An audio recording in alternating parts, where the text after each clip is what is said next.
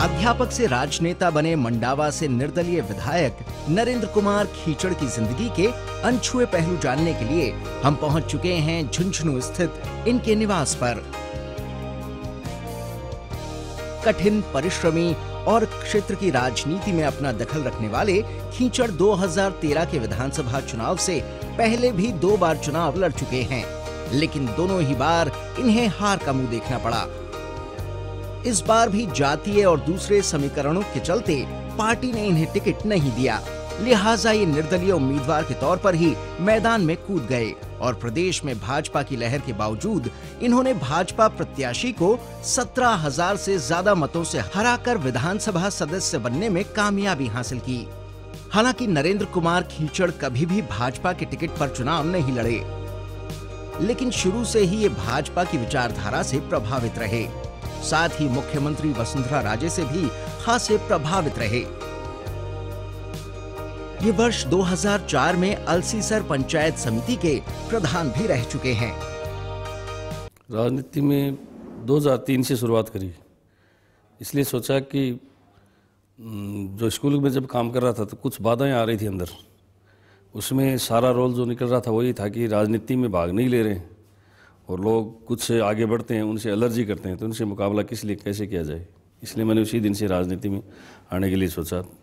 9 दिसंबर में चुनाव थे 2003 में, और मैं 15-20 दिन पहले ही राजनीति में भाग लिया और 15-20 दिन में चुनाव लड़ा। सबसे पहले 13,000 उसमें मेरे वोट आए थे, और 1 साल बाद पंचायत राज के चुनाव आए। तो पंचायत राज के जब चुनाव आए, जब मैंने सोचा प्रधान बनेंगे, तो मैंने प्रधान का चुनाव लड़ा। पहला मैंने चुनाव निर्दलीय लड़ा था। प्रधान का जब चुनाव लड़ने की सोचा, जब पार्टी ने मेरे को कहा कि आप बीजेपी से टिकटें ले लो, तो मैंने बीजेपी से टिकट ले ली। मैं भी बीजेपी से लड़ा था, मेरी मदर भी, माताजी भी पंचायत समिति सदस्य का चुनाव बीजेपी से लड़े। उसमें फिर मैं प्रधान बन गया। 5 साल प्रधान का काम किया भारतीय जनता पार्टी से, और 5 साल बीतने से पहले 4 साल पहले फिर एमएलए के चुनाव आए, तो मैंने एमएलए का चुनाव लड़ा। लगभग टिकट मिलने वाली थी, लेकिन सुमित्रा जी विधानसभा अध्यक्ष थी, उन्होंने सोचा कि मैं मंडावा से लड़ लूँ। उनकी झुंझुनू में साख खराब हो गई थी, तो उन्होंने पहली बार मंडावा से बीजेपी की टिकट ले ली, क्योंकि वो बड़े नेता थे, विधानसभा अध्यक्ष थी। तो मुझे फिर टिकट नहीं मिला, तो मैंने फिर निर्दलीय चुनाव लड़ा। मैं 405 वोट से फिर निर्दलीय हार गया। इधर वसुंधरा जी के विचारों से मैं हमेशा सहमत रहता हूँ। वसुंधरा जी के विचार हैं, जो शैली है काम कार्य करने की, उससे मैं बड़ा प्रभावित हूँ, तो शुरू से उनके साथ रहता हूँ। 29 जून 1960 को झुंझुनू जिले के कमालसर गांव के एक साधारण परिवार में जन्मे नरेंद्र कुमार खीचड़ बचपन से ही संघर्षशील रहे। दरअसल बचपन में ही इनके सर से इनके पिता का साया उठ गया, लिहाजा शुरुआती जीवन खासी परेशानियों और संघर्ष में बीता। पिता की मौत के बाद इनकी माताजी और चाचा ने इनकी परवरिश की। 25 साल के थे उसमें, वो गुजर गए थे, खत्म हो चुके थे। मैं तो 4-5 साल के बीच में लगभग था, तो ऐसे चेहरा सा पूरा सा बात ध्यान में भी नहीं आती थी। वैसे खेती का ही काम करते थे। पिताजी और 3 भाई थे, तो एक भाई मिलिट्री में फौज में था और एक घर पर ही रहता था। तो वो फौज में था, वो उसने पढ़ाया कई साल। तो उसके बाद में मामा जी लेक्चरर थे। मामा जी ने 9th-10th में 9वीं 10वीं में अपने पास रखा। कॉलेज में पढ़ता था, जब जो चाचा जी फौज में थे वो 100 रुपये महीने के भेजते थे, उसमें 100 रुपये बहुत होते थे। तो जब 100 रुपये मनी ऑर्डर आते तो लड़के खुश होते थे, पिक्चर देखने जाते, पार्टी करते। शुरुआती शिक्षा के बाद आगे की पढ़ाई के लिए ये सीकर आ गए और सीकर कॉलेज से बीकॉम की डिग्री हासिल की। मिडिल स्कूल तो मैं गांव से पढ़ा, फिर 9th-10th में चोमू जयपुर चला गया। वहाँ मेरे मामा जी लेक्चरर थे कॉमर्स के, इसके कारण से मैं चोमू पढ़ा जयपुर ज़िले में। और वहाँ से कॉलेज में फिर चमड़िया कॉलेज में आ गया। कॉमर्स इसलिए लिया कि मामा जी के भी कॉमर्स थी, इसलिए मैंने भी कॉमर्स ही ले ली। बीकॉम करने के बाद ये झुंझुनू के SBBJ बैंक में नौकरी करने लगे। साथ ही LIC एजेंट के तौर पर भी इन्होंने काम किया। कुछ दिन बैंक में नौकरी करने के बाद ये टीचिंग लाइन से जुड़ गए और क्षेत्र में शिक्षा के प्रचार प्रसार पर जोर देने लगे। टीचिंग लाइन से जुड़ने के बाद झुंझुनू में एक स्कूल खुला और रोहतक के SD कॉलेज से B.Ed की डिग्री हासिल की और फिर एक अध्यापक के तौर पर समाज को अपनी सेवाएं देने लगे। शुरू में मैं बैंक में लग गया था। 80 डेज बैंक में काम किया। फिर गवर्नमेंट की एक स्कीम आई थी कि 80 डेज वालों की एग्ज़ाम ली, तो मेरा बैंक में भी सिलेक्शन हो गया था। फिर मैं गया नहीं बैंक में, तो स्कूल खोल लिया था, वो चल पड़ा था। उसके साथ की बात है। मैंने सबसे पहले जो हनुमानगढ़ जंक्शन है, वहाँ सूर्यवाला नाम है कोई गांव है, उसमें 6 महीने काम किया प्राइवेट स्कूल में। तो वहाँ मेरे दिमाग में आया कि अपने भी स्कूल चला सकते हैं। तो 1983 में मैं वहाँ किया, 83-84 में। फिर 84 में मैंने आके खुद का स्कूल खोल लें। मैंने झुंझुनू में आके किराए का मकान लेकर ये खुद का स्कूल खोला। फिर आगे से आगे स्कूल चलता रहा, बीएड कॉलेज भी है, एसटीजी भी है। अब यदि मैं राजनीति में नहीं आता तो पता नहीं स्कूल कॉलेज कहाँ तक पहुँचते। इंजीनियरिंग कॉलेज भी होती, ये नर्सिंग कॉलेज भी होती, हो सकता है मेडिकल कॉलेज भी खोल लेते। लेकिन मेरे को 12 साल इसमें राजनीति में आने के कारण से मैंने वहीं ड्रॉप कर गया। जितना है उसी को चला रहे हैं।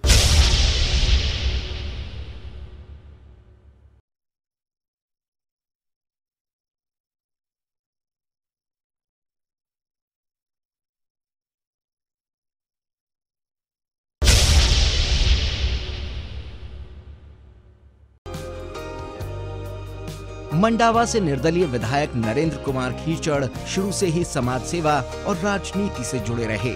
अध्यापक रहते हुए भी ये समाज सेवा और राजनीति के कामों में व्यस्त रहते थे। वर्ष 2003 में पूरी तरह से राजनीति में आने से पहले तक ये अध्यापन का कार्य करते रहे। साथ ही इस दौरान इन्होंने कई स्कूल और कॉलेज की भी स्थापना की और इस क्षेत्र में काम करके अपनी अलग पहचान बनाई।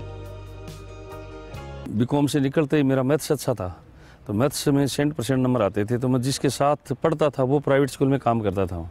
तो उसने कहा कि हमारे मैथ्स का वहाँ टीचर नहीं है, आप 2 महीने मैथ्स पढ़ा दो, वहाँ सैनिक स्कूल में इलेक्ट्रिक स्कूल तैयारी करवा दो। उस तैयारी के लिए मैं वहाँ सूर्यवाला चला गया।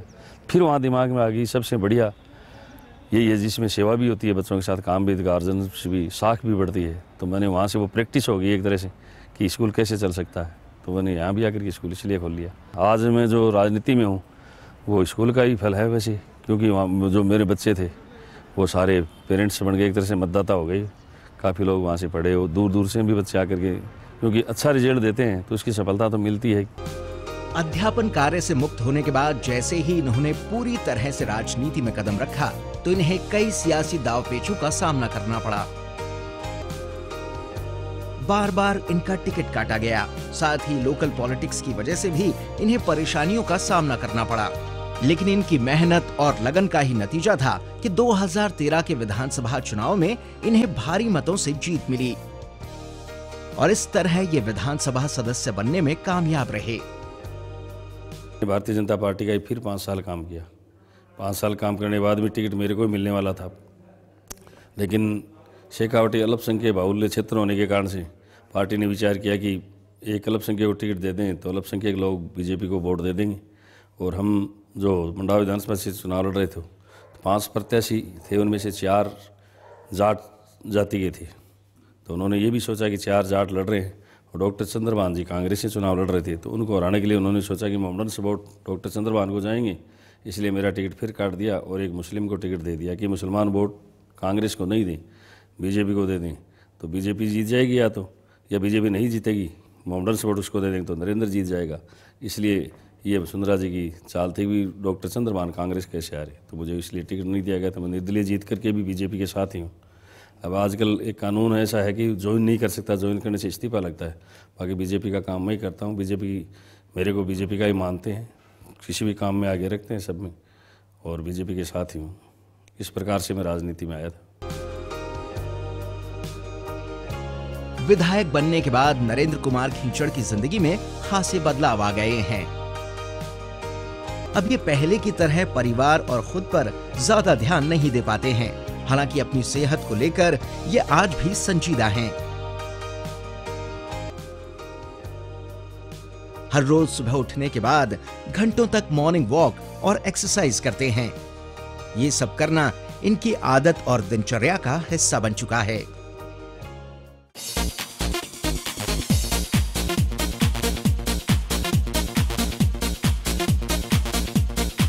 ये 25 मिनट के लगभग तो इसके ऊपर करता हूँ, और वैसे 15-20 मिनट के फिर पार्क के पास में उसमें 5-7 चक्कर इसमें।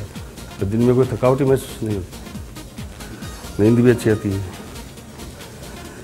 मतलब दिन में जो भी काम करते हैं तो उससे झुंझलाहट भी नहीं आती, और 5-4 दिन नहीं करें तो ऐसे पता नहीं किया, कुछ किया ही नहीं हो।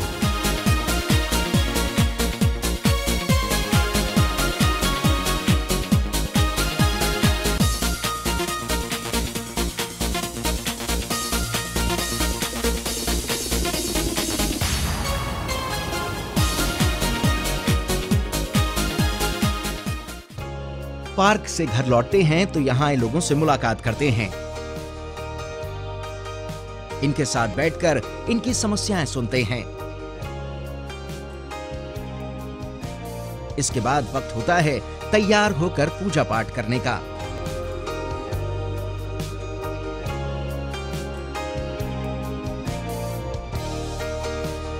श्रद्धा तो मैं आत्मा में ज़्यादा रखता हूँ, मैं दिखावे में विश्वास कम रखता हूँ। वैसे ज़्यादा मैं अक्षरधाम के जो स्वामी जी उनके विचारों के अनुकूल चलता हूँ। तो मैं एक नहा धो करके जब भी आता हूँ तो पूजा पाठ मतलब यही करता हूँ। मैं यही मांगता हूँ कि भैया मेरे को ऐसी शक्ति दे जिसमें जनता की सेवा कर सकूँ, स्वास्थ्य सही रहे इस प्रकार के। और जब अक्षरधाम के हमारे चित्र लगे हुए हैं बाहर, उनको मैं पैर छू करके बाहर निकल जाता हूँ। यहाँ से फ्री होकर नाश्ता करते हैं। विधायक जी को दिन भर बाहर रहना है, लिहाजा घर से निकलने से पहले ही खाना और नाश्ता दोनों एक साथ ही हो जाता है। खाने में दाल, रोटी, दही और छाछ इन्हें खासा पसंद है। सादी रोटी खाता हूँ और सादी चपाती, परांठे हैं, पूड़ी हैं, ये कम ही पसंद करता हूँ। तली हुई चीज़ें कम पसंद करता हूँ, दही, दूध, छाछ। शाम को बाजरे रोटी भी कभी कभी ले लेते हैं, लेकिन शाम को खाना कम ही होता है। सबसे बड़ी बात यह है कि शाम को ज़्यादातर बाहर ही खाते हैं। इनकी भी मौज रहती है कि शाम को सब्जी नहीं बनानी पड़ती, रोटी नहीं बनानी पड़ती, अकेले हैं तो। 10 बजे खाना खाते हैं, शाम को 5 बजे नाश्ता तो करा, खाना एक ही बार खाना, दोपहर को मैं जूस ले लिया, सुबह खाना 10 बजे, शाम को 5 बजे, रात को दूध ले लिया।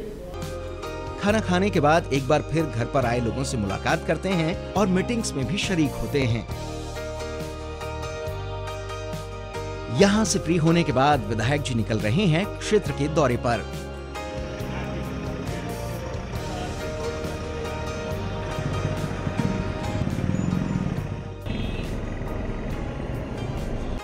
झुंझुनू से निकलकर अपने चुनावी क्षेत्र मंडावा पहुंचते हैं और एक के बाद एक कई जगहों का दौरा करते हैं।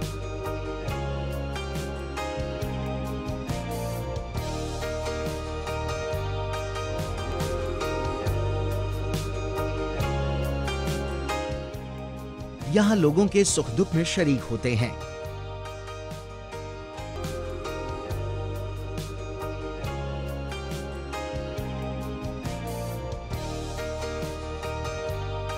इनका सीधा स्वभाव है, गरीबों की काफ़ी मदद करते हैं और किसी के भी ब्याह शादी हो या छोटा मोटा फंक्शन हो उसमें कई बार आते हैं। हम भी क्षेत्र में जाते हैं तो जो अगर 5 साल का बच्चा वो भी जानता है ये नरेंद्र विधायक तो नहीं कहते हैं लेकिन प्रधान कहते हैं कि नरेंद्र प्रधान आ गए। इनका बहुत ही अच्छा है, मिलने जुलने से ही आज ये इस मुकाम पे पहुँचे हैं। उनके दरवाजे ऐसे नहीं कि आज विधायक जी भेजे।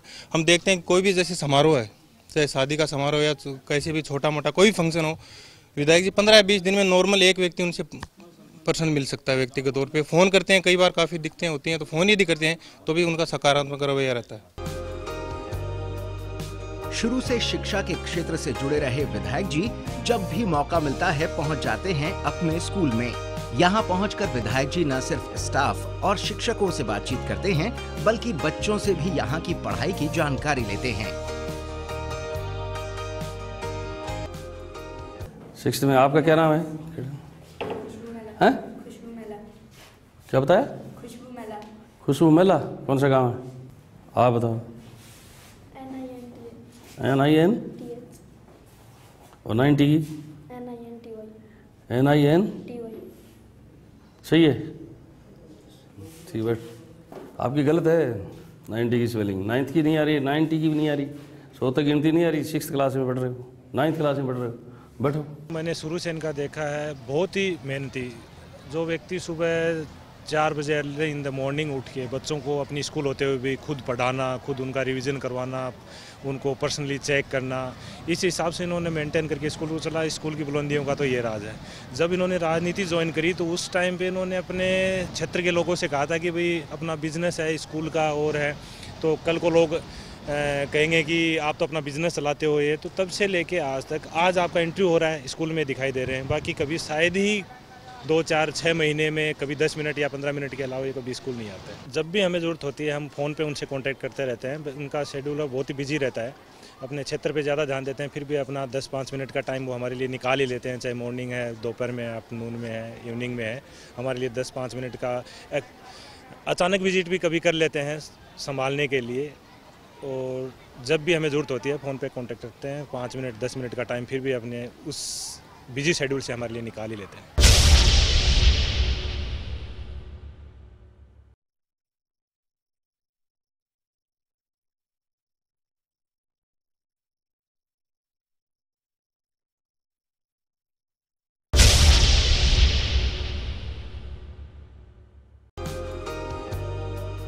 कम उम्र में पिता का साया उठ जाने के बावजूद विधायक जी ने कभी हिम्मत नहीं हारी और संघर्ष के साथ अपनी जिंदगी में आगे बढ़ते रहे। दिन भर क्षेत्र के दौरे पर रहने के बाद विधायक जी एक बार फिर पहुंच रहे हैं अपने निवास पर। आज इनकी बेटियां भी आई हैं यहाँ। मार्च 1976 में भगवती देवी से इनका विवाह हुआ। कम उम्र में विवाह होने के बावजूद नरेंद्र जी ने अपने परिवार को खासा समय दिया, साथ ही बच्चों की परवरिश पर भी पूरा ध्यान दिया। मैं जब 16 साल का था, 10th में पढ़ता था, 10वीं में पढ़ते, बोर्ड की परीक्षा मार्च में थी, फरवरी में शादी कर दी। और उसमें तो जानते नहीं थे शादी क्या होती है, उस समय कर दी थी। जो ये इसका कारण ये था कि पिताजी नहीं थे, तो चाचा जी दादोजी थे। दादोजी ये सोचते थे कि मेरे रहते रहते मैं इसकी शादी करके जाऊं, कि बेटा है नहीं, पिताजी नहीं है, इसी कारण से उन्होंने जल्दी बचपन में कर दी थी। विधायक जी के 2 बेटे और 3 बेटियां हैं। बड़ा बेटा जयपुर रहता है और छोटा बेटा इनके साथ रहकर LLB कर रहा है। विधायक जी को बेटियों से खासा लगाव है। यही वजह है कि विधायक जी ने अपनी तीनों बेटियों की शादी झुंझुनू में ही की है, ताकि बेटियां इनकी नजरों से दूर ना रहे। मैं सबसे छोटी बेटी रही हूँ, तो ये हमेशा ज़्यादा साथ में रहने का मौका मिला, तो ये चीज़ फ़ायदे में भी लगी कि हाँ पापा ज़्यादा क्लोज रहते हैं। ये चीज़ हमेशा रहती है कि बेटियों के साथ ज़्यादा उनका अटैचमेंट रहता है और ज़्यादा वो जुड़े रहते हैं। हाँ, हमें इस चीज़ का थोड़ा रहता है कि वो हमें थोड़ा कम टाइम देते हैं, लेकिन वो मतलब वो औरों की भी वो इतनी हेल्प करते हैं। वो चीज़ देख के जब बाहर देखने को मिलता है और यूँ सुनने को मिलता है कि हाँ, तो बहुत प्राउड भी फील होता है कि मैं उनकी बेटी हूँ, और ये चीज़ बहुत अच्छी भी लगती है। मिलने के लिए तो आते रहते हैं, और टाइम के लिए ऐसे कि जब भी टाइम होता है तो घर पर रहते हैं, तो टाइम स्पेंड करते हैं साथ। उनकी ईमानदारी और सच्चाई दूसरे लोगों से उनको अलग करती, उनसे अलग दिखाती। अपनी ईमानदारी पर रहते हैं।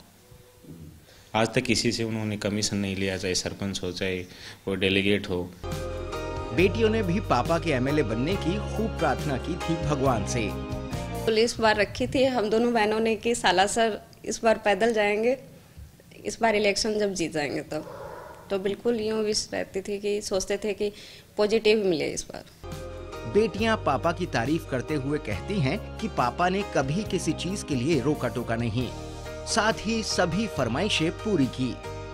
ऐसा कुछ रहा ही नहीं कि जो मतलब नहीं पूरा हुआ, कि जो इच्छा थी वो उन्होंने हमेशा मतलब मानी, सुनी, और जो थी डिमांडेबल की हाँ ये सही है, तो उन्होंने पूरा भी किया। वैष्णो देवी हम सबको लेकर गए, और एक बार माउंट आबू गए। हाँ, उन्हें टाइम थोड़ा कम मिलता है, लेकिन फिर भी ऐसे हो जाता है कि कभी गांव चले जाओ या फिर कभी कहीं ऐसे छोटे मोटे। बच्चों को पढ़ाने के लिए स्कूल खोल रखी है, और राजनीति में लोगों की मदद कर, मतलब क्षेत्र में जाके लोगों की मदद करते हैं, तो ये सारी चीज़ें अच्छी लगती है। बच्चे अपने आप ही अपने हिसाब से ही करते हैं। इस बच्चे छोटे वाली तो इतनी ऐसी आदत है कि एक बार हमारे 8वीं में बोर्ड की परीक्षा हो गई थी, तो मेरे स्कूल वाले सब जानकार हैं। उसमें जब ये बोर्ड की परीक्षा देने गई तो उन्होंने सोचा कि उसकी बच्ची है, तो उन्होंने बताने की कोशिश करी, तब उन्होंने मना कर दिया कि नहीं, मैं मेरी पढ़ाई देखूँ, मैं कितने पढ़ी हूँ, कितनी इंटेलिजेंट हूँ, तो मेरे खुद के नंबर आएंगे, जब भी पता चलेगा कि मैं कितनी होशियार हूँ। ये तो यहाँ तक मतलब अब भी प्रैक्टिकल में MLA बन गया, तो भी जोधपुर में प्रैक्टिकल थे, तो इसने ये नहीं कहा कि ना मेरे बारे में मत कहना कि प्रैक्टिकलों में नंबर अच्छा दिला दो। इस तरह की सिंसियर है। कभी छोड़ने जाना, कोई और मतलब अपनी सहेलियों के साथ जाना कभी भी नहीं हुआ। इसके तो मतलब हमारा खर्चा भी नहीं हुआ, क्योंकि तो वहाँ जयपुर में भी जब महारानी कॉलेज में पढ़ी तो वो गवर्नमेंट कॉलेज है, उसमें फीस नामात्र की है। अब भी ये इतनी इंटेलिजेंट है कि गवर्नमेंट कॉलेज में MC किया, सबसे जोधपुर बढ़िया कॉलेज है, उसमें इसका सिलेक्शन, तो वहाँ भी फीस नहीं। तो अच्छी इंटेलिजेंट है, अपने सिंसियर, अपने आप ही बहुत अच्छी तरीके से पढ़ती है। तो ये थे मंडावा से निर्दलीय विधायक नरेंद्र कुमार खींचड़। संघर्षशील जीवन से निकलकर परिवार, समाज और राजनीति को नए अंदाज में जिए जा रहे हैं।